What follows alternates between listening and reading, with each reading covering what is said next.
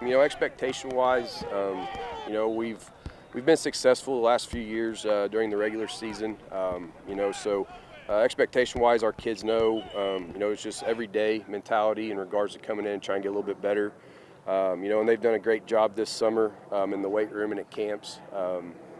Expectation-wise, our expectations are to play hard, play physical, and continue to play a brand of football that puts us in position to be successful.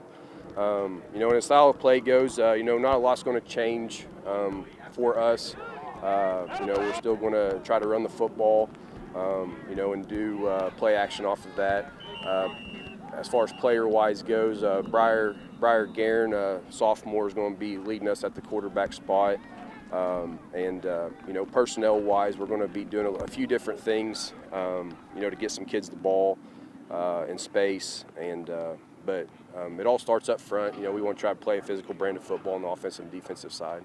Can you maybe talk about replacing some of the guys that were such a staple of your program for the last few years, like Will Carlton? One thing about when you've had some success is, you get to play a little deeper in the playoffs and get more practices. So I think that's one thing that's really benefited us the last few years is being able to bring some guys along to get them more prepared to play. You talked about Will and replacing him. I mentioned earlier, Briar's going to be starting at the quarterback spot. Our biggest thing is try not to put too much on his shoulders starting out. Briar's going to be a great football player for us. Very, very good athletically. Probably doesn't throw the football quite as well as Will did, but again, he's just a sophomore, and we expect big things out of him. And he's just kind of athletically gifted in regards to he kind of has very high IQ player. He reminds me a lot of Will actually as a sophomore, so I'm really excited about him.